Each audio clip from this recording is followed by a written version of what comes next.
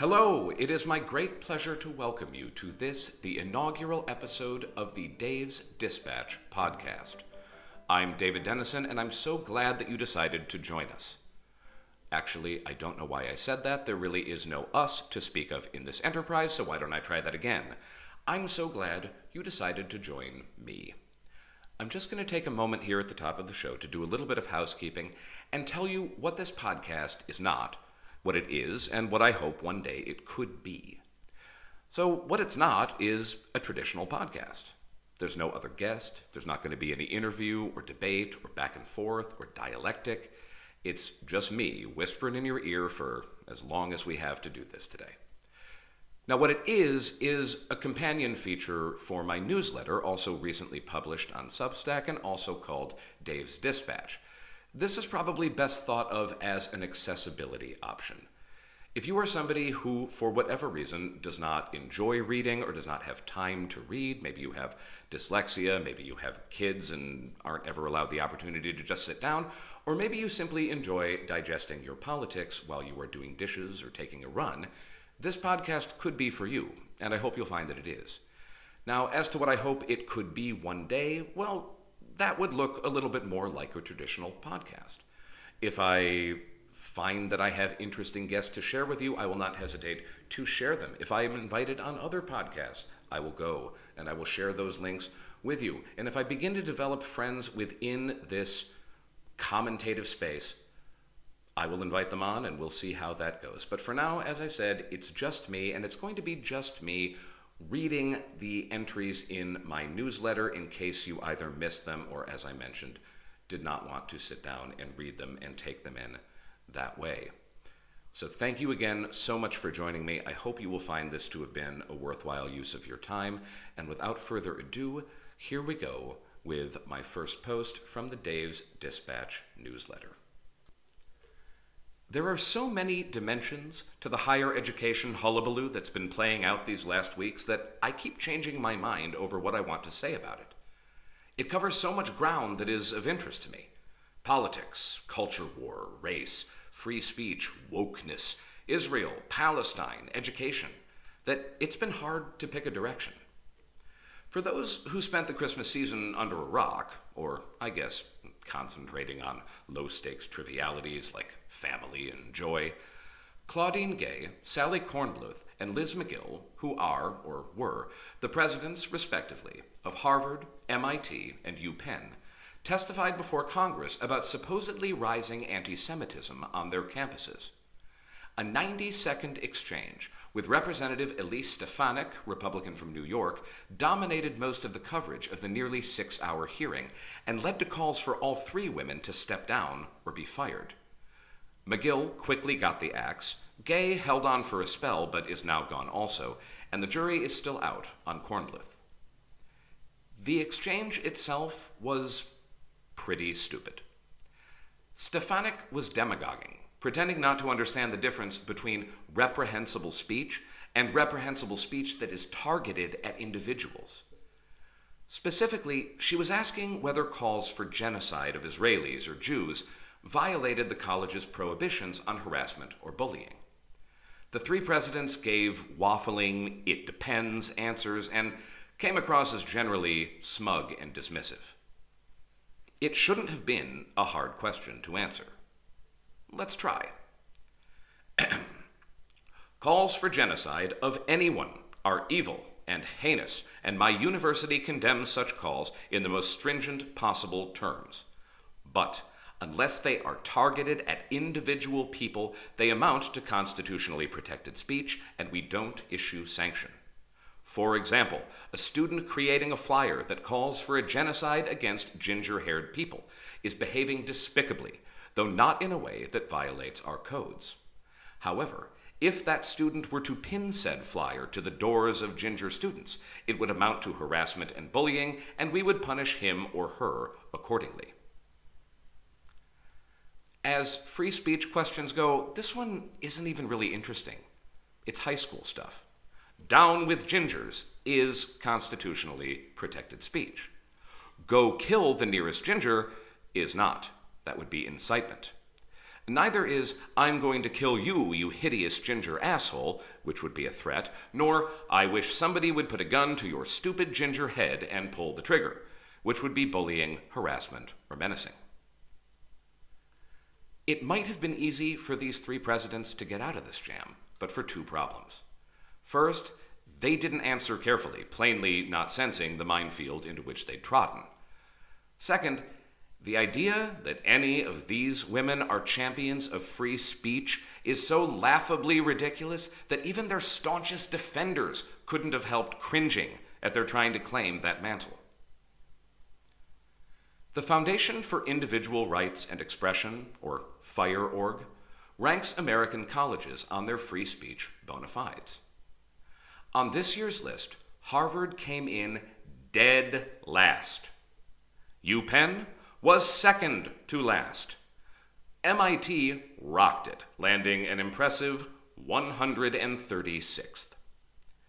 The rankings are based on metrics like how readily the university punishes faculty for controversial speech, whether or not they crack down on students who disrupt lectures, how frequently speakers are deplatformed, etc.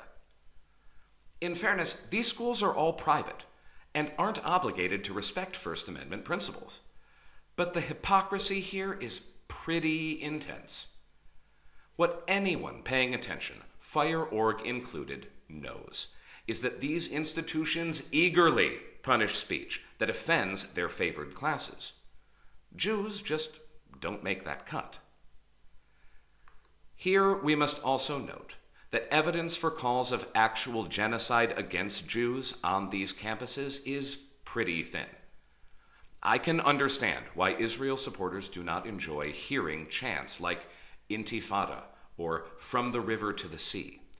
But the genocidal intent of these slogans is hotly debatable.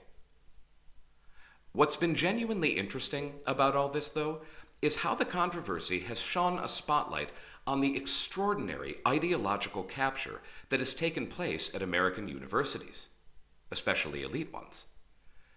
To folks like me who follow this stuff regularly, it's no secret that universities today are less centers of learning and more activist training camps.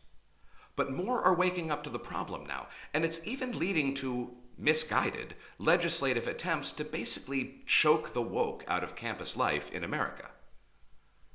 It may surprise some, given my extreme impatience with woke chicanery, that I do not generally support governmental attempts to mitigate it. I remain supportive of a university's right to express stupid nonsense, and even to enshrine it in its operation. I just wish they'd do it less. I'd make some carve-outs for instances of clear discrimination based on identity.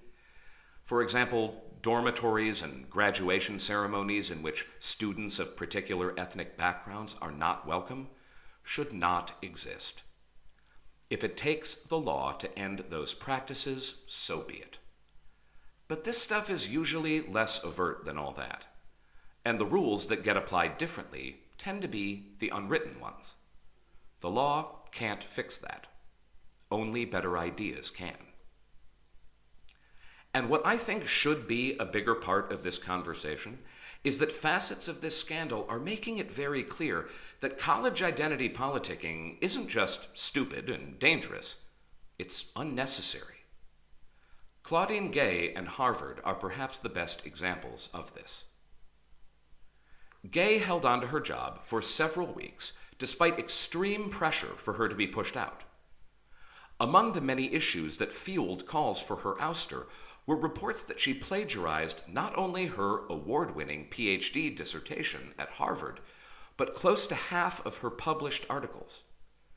As plagiarism scandals go, this one was maybe a 2-star out of 5, mostly instances of missing quotation marks and citations. But there was a degree of seriousness to it. In many cases, Gay lifted entire paragraphs from books and articles by other scholars, changed 1 or 2 words, and presented it as her own work. Some of the plagiarized writers joined in the calls for her to step down, whereas others were more magnanimous, but the point remains, according to Harvard's own guidelines, what Gay did was plagiarism. And this isn't something she did once or twice, this was a pattern. My sense, though, is that Gay's true sin was not her supposed anti-Semitism, nor even her questionable academic integrity. It was that she became an avatar for everything that non-leftists think is wrong with higher education. And she ended up taking a full cannon blast that was really meant for all of Western academia. Gay's career has focused primarily on racial politics. And that interest wasn't just the subject of her research. It appears to have been her administrative raison d'etre.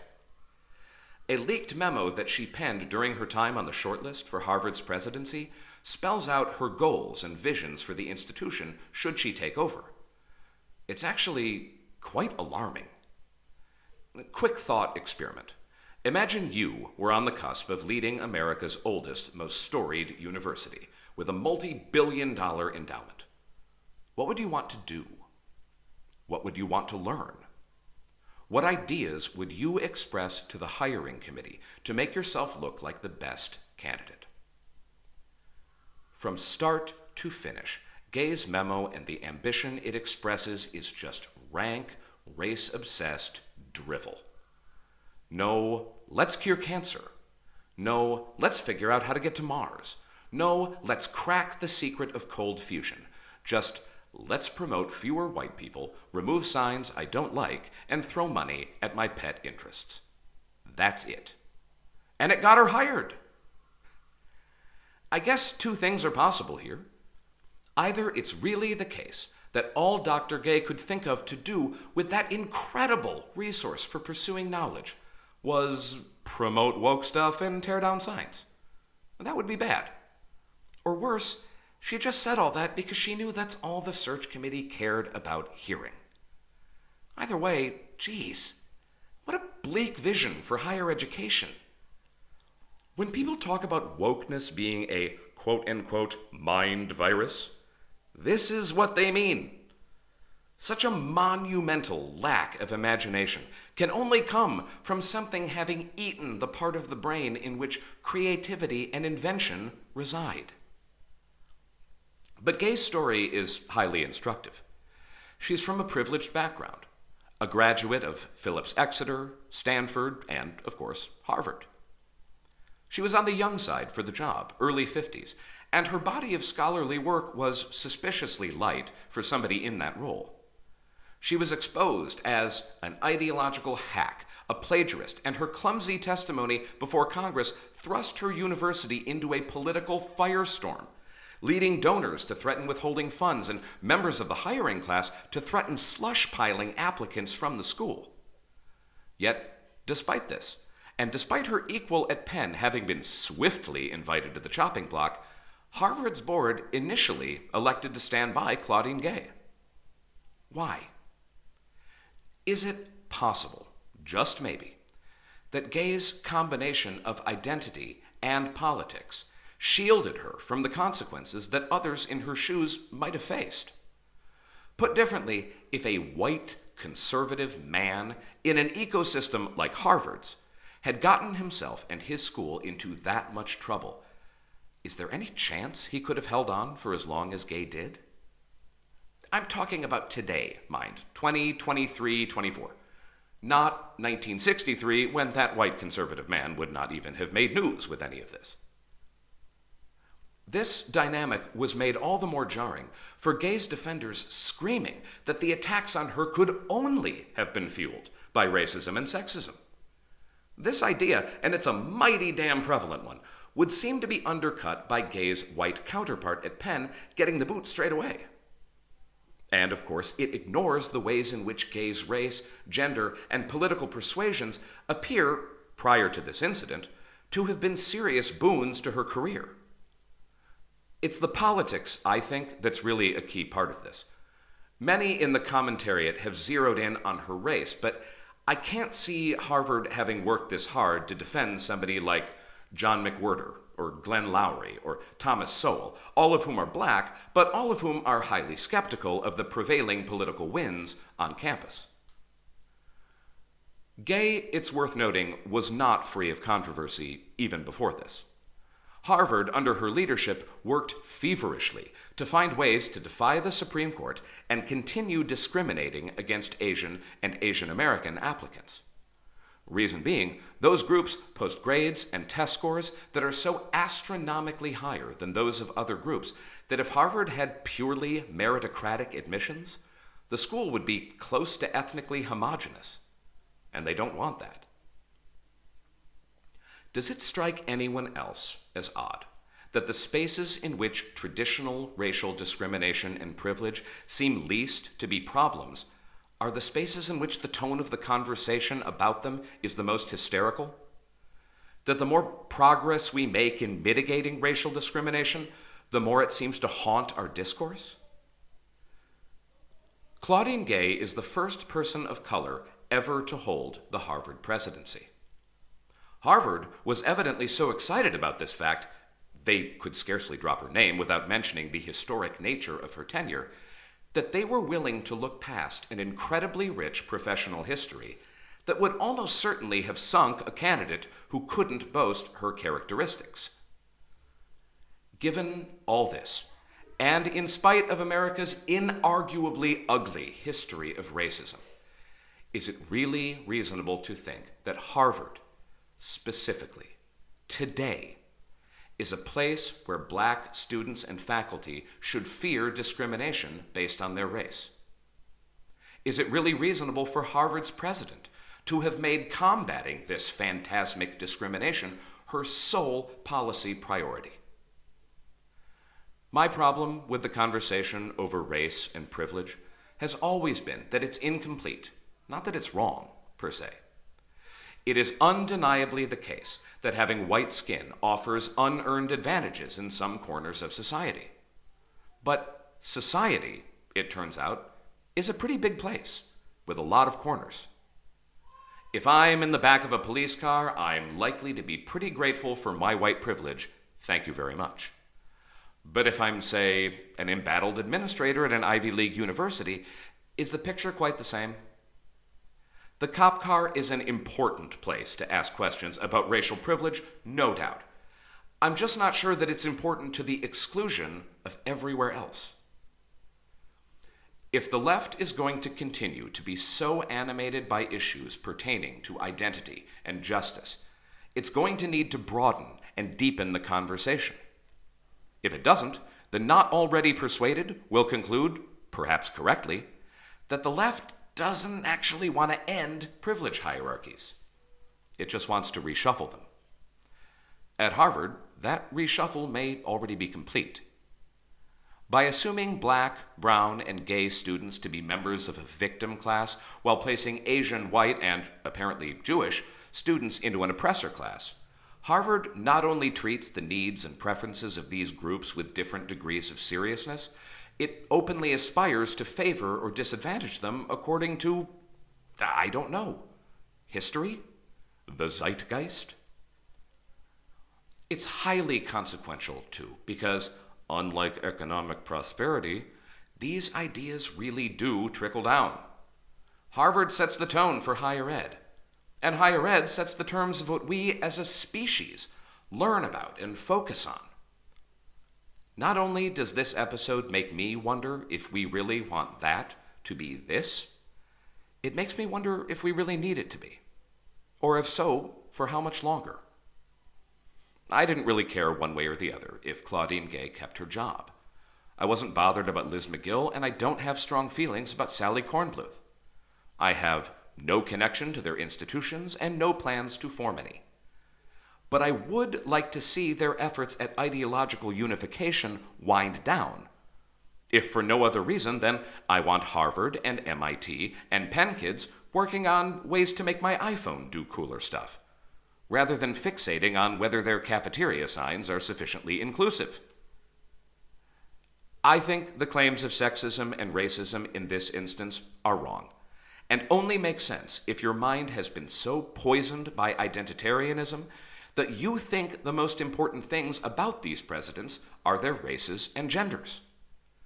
And if Claudine Gay's defenders find it distasteful that she gets called a quote-unquote diversity hire, They might consider whether their own rhetorical laser focus on her identity and apparent disinterest in anything she actually did could have aided some in forming that impression. Some wanted to see these women fall because they wanted criticism of Israel to be as limited as possible. Others saw them and see them as avatars for the DEI/PC/woke capture of academia and want them gone for that reason. A few were likely fixated on how they ascended their thrones in the first place, i.e., did the hiring team expressly want a woman, a black woman, etc.? And is that fair?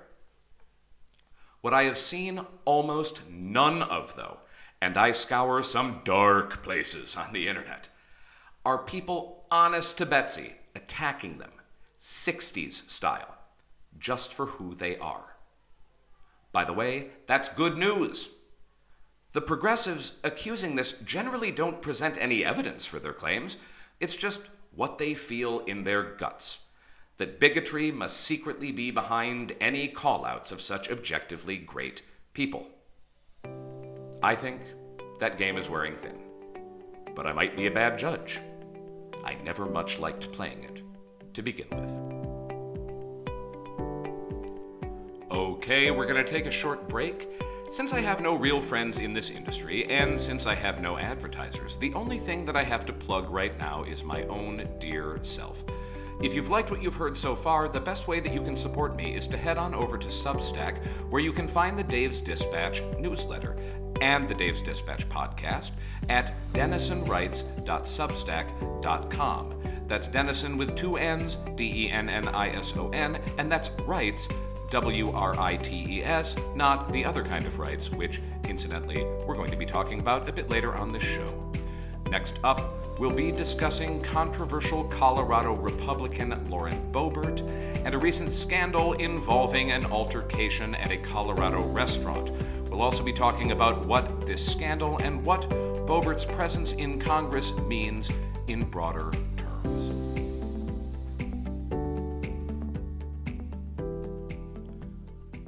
Well, I ain't never been the Barbie doll type. No, I can't swig that sweet champagne. I'd rather drink beer all night. In a tavern, or in a honky-tonk, or in a four-wheel drive tailgate. I've got posters on my wall of Skinnerd, Kid, and Straight. Some people look down on me, but I don't give a rip. I'll stand barefooted in my own front yard with a baby on my hip. 'Cause I'm a redneck woman. I ain't no high-class broad. Gretchen Wilson, redneck woman. It could be that you've seen the most recent round of news coverage about Colorado Republican Lauren Boebert getting into a public dust-up with her ex-husband and having him call the cops on her. If you haven't, I at least doubt you'll find the news totally surprising. The Boebert saga has been a sordidly entertaining spectacle since the Congresswoman first took office, and it hasn't disappointed.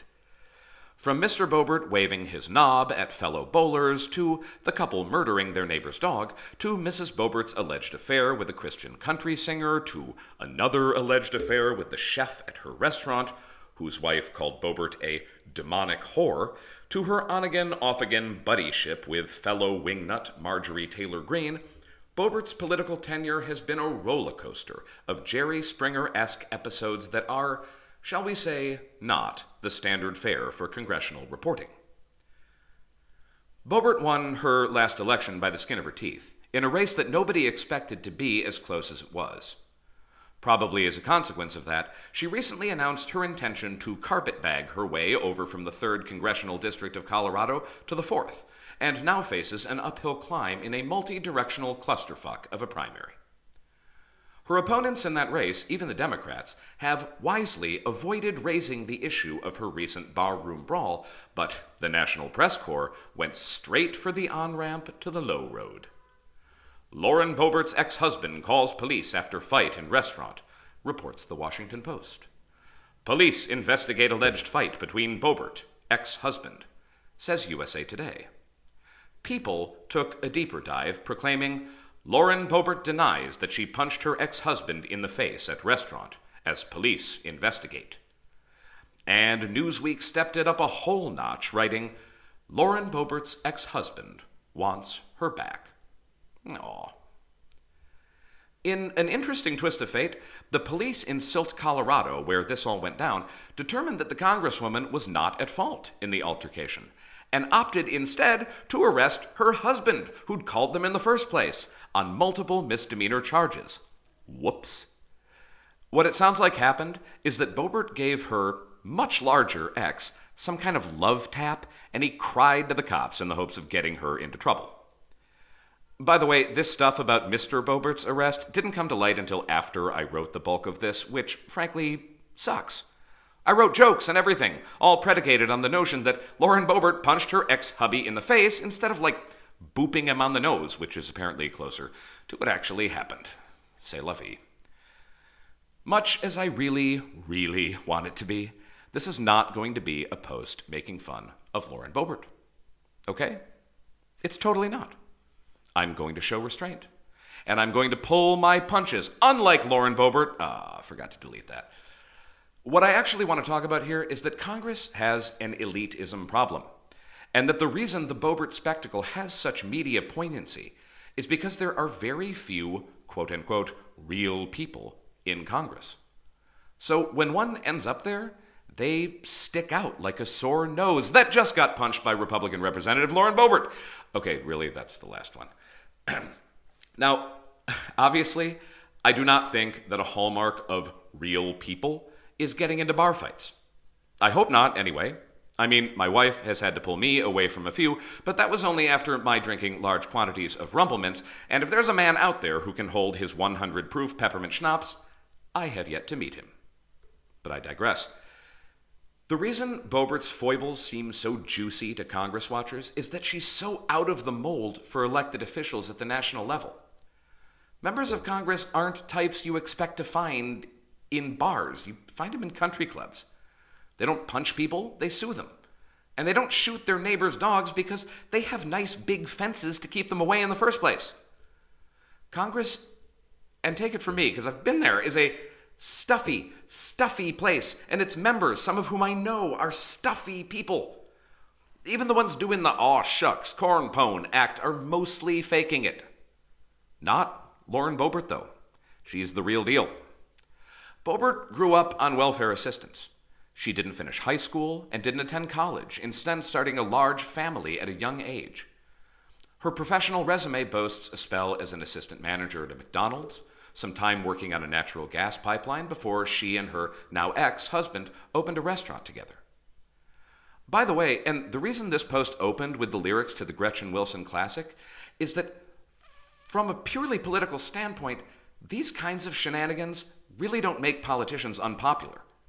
The national press might sneer, but most normal, offline, bread-and-butter Americans don't. And if the impression is that the ivory tower crowd is particularly aghast at such uncouthness, you really can't buy press that good if you're Lauren Boebert. Most high-profile politicians follow a predictable character arc. They come from outside, ready to shake up the system. They get a taste of power. They like it. They want to keep it. And so they reach for the consultants and the poll-tested talking points, and before long, they're exactly the system they were bucking when they got famous in the first place. Lauren Boebert, and she deserves some kudos for this, isn't following that script. In fact, there's another relatively famous political leader who's reliably bucked behavioral trends, and it's worth mentioning him in this discussion. You may have heard of the guy. His name is Donald Trump. And until Trump's and Boebert's critics understand that they are successful not in spite of their tendency to flip the bird at established norms, but because of that tendency, these folks will continue to dominate headlines. Shocking behavior is only shocking when it shocks. Now, replace one of those shockings with newsworthy, and I think I've made a decent point. Now, I'm not trying to make Lauren Boebert out as some salt-of-the-earth hero. She's a gun-obsessed whack job whose restaurant, which is called, for real, Shooter's Grill, and is located in, for real, Rifle, Colorado, got into some trouble a while back with the county health department for poisoning 80 people by serving unpermitted pork sliders at a fairground stall. There's also the matter of the affairs and the pet slaying and the generally acting like a malcontented doofus throughout her time in Congress. But, dare I say it, the House of Representatives would be a better and a better functioning place if it had more Lauren Boeberts. I should probably qualify that a bit. I'm not talking about behavior. I'm talking about class. On both sides of the congressional aisle, lack of class diversity is a serious problem. There are many structural reasons that account for it, probably the biggest being that running for election is expensive and it's time-consuming. Few have time to work while they do it, and many have to sink a lot of their own money into their campaigns to get noticed. That skews the sample of folks who get past the post. It would be so for any profession. If Starbucks required its baristas to compete in multi-year election cycles and be able to drop vast amounts of personal wealth just to get their foot in the door, Starbucks would be an even snootier place than it already is. The lack of working-class representation in Congress leads to materially bad outcomes for most Americans.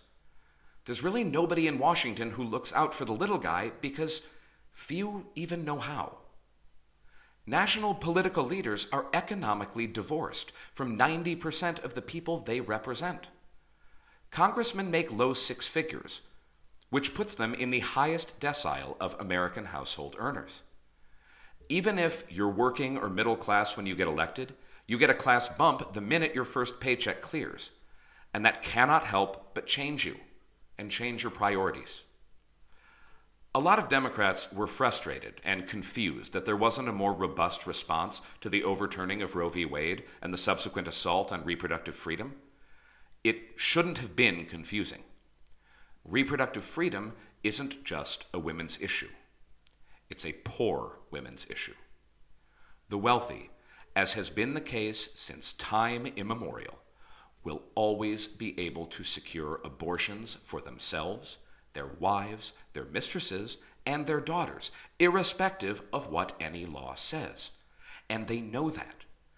I'm not saying there aren't members of Congress who earnestly care about this issue. There are. I'm saying that for no member of Congress is this issue personally urgent. They are all too rich. You can go down the line of initiatives that would meaningfully aid the working poor, compare them with initiatives that benefit the very wealthy, and see which have an easier time winding their way through the two chambers. This doesn't make congressmen evil. It makes them human. And it makes them products of their own experience. Want to cut taxes? Deregulate the banks? No problem. They feel stuff like that. But try to get $10K in student debt relief to Americans who need it, and holy hell, it's a Cat 5 shitstorm. We can all play a small part in fixing this problem. It starts with not making fun of AOC because she used to make coffee for people. Not snooting over who went to college where or who occasionally uses bad grammar. And yeah, it starts with being careful to rip on Lauren Boebert only for being a degenerate lunatic and not for being modestly educated. This isn't a matter of lowering standards. There's no reason to equate class status with competence. And if the hoity-toits were getting the job done, I wouldn't be writing this. No, this is about making government work for real people by populating it with real people. Not just effete snobs pretending to be folksy. Lauren Boebert's opponents were right to shy away from the bar fight scandal. Punching your ex-husband in the face, even if that isn't quite what she did, is something that A, a lot of American women have done, and B, even more wish they'd done. It isn't a thing that will hurt her politically, is the point. A lot of her colleagues have to twist themselves into embarrassing knots in their attempts to seem down to earth. For Boebert, it's effortless. Much easier to make the plain folks appeal work when you're actually plain folks. Reorienting our idea of what a member of Congress should look like, talk like, study like, and work like will be difficult and will seem counterintuitive at times. But it will make the country better.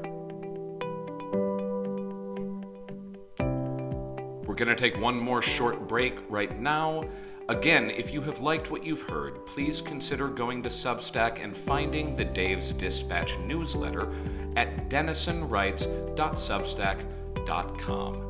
This last piece is not in response to any item that has been reported in the news. It's just a reflection on the present cultural and political moment and how I think we gradually got our way here over the last 8 to 9 years. Thank you again so much for listening. I hope you are finding the Dave's Dispatch podcast worthwhile. It's profoundly strange that the movement which, since 2015, has been eating its way through the political left still has no name.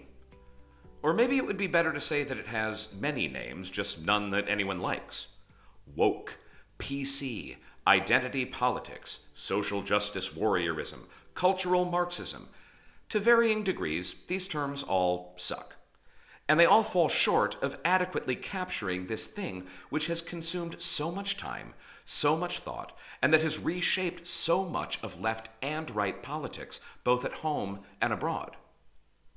That's weird, right? It's not just me that thinks this. Of course, part of the confusion here is deliberate. The practitioners of this ideology are quite keen that you see their project as nothing new under the sun. I vacillate on whether that is a cynical ploy on behalf of new leftists to dodge criticism, or whether they earnestly believe that there's nothing to see here. Whatever the truth, it's frustrating in the extreme to have so few acceptable words to discuss this thing which, if you're an obsessive type like I am, has spent considerable time living rent-free in your brain. We're told that it's coming to an end, that woke is finally going broke. I'm not sure. I hope so. I think aggressive identitarianism is divisive and unhelpful, but I'm not ready to eulogize it just yet. What I want to talk about, though, is not the what or even the why. It's the how. How did so many normie-ass lefties become possessed of the same set of ideas in so short a time? How did terms like white privilege, inclusivity, cultural appropriation, and, of course, any and all things systemic migrate from the academy to the kitchen tables of ordinary Americans, and Brits, and Aussies, and everyone else? My never humble submission is that the spirit captured in the meme pictured along with this post explains most of the shift. And, while perfectly benign seeming, it is among the very worst ideas to hit the left in my lifetime. And the sooner it dies, the better. The meme, for those of you just listening to this who can't read it, says the following: agree to disagree is reserved for things like I don't like coffee, not racism, homophobia, and sexism, not human rights, not basic common decency. If I unfriend you during this, it is personal. We do not have a difference of opinion. We have a difference in morality. Now, the date on this post, which is June 5th, 2020, makes relatively clear what the this, during which the reader might have expected to be unfriended, was. 10 days before the post was authored, George Floyd was killed in Minneapolis. And we all watched.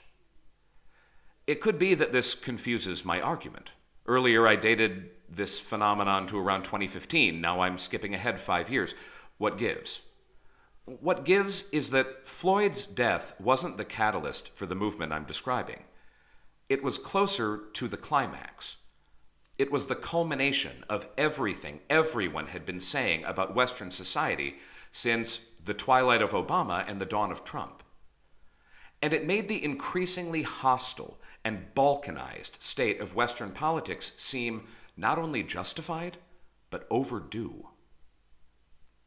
The meme posted reflects attitudes that were extremely common in that fateful summer of 2020, but it cribs from a lot of earlier thinkers. James Baldwin is credited with having said, "We can disagree and still love each other, unless your disagreement is rooted in my oppression and denial of my humanity and right to exist." That's a similar sentiment. The idea is that certain issues are beyond ordinary politics, or put better, above them. Sure, we can haggle over healthcare policy. We can debate unions and banking reform and taxes. But in this framework, human rights exist in a different category. They are untouchable, carved into stone, with no poking, prodding, or nitpicking permitted. There are so many problems with this sentiment, it's hard to know where to begin. James Baldwin was, of course, perfectly within his rights to decide who to love and on what terms. But when extrapolated to a broader political conversation, and when taken up by folks who have ostensible policy goals, this mode of thinking doesn't just fall flat, it paralyzes. For one thing, human rights aren't carved in stone. For God's sake, where are people getting this idea? When you score a political victory, you don't just get to take your bat and go home.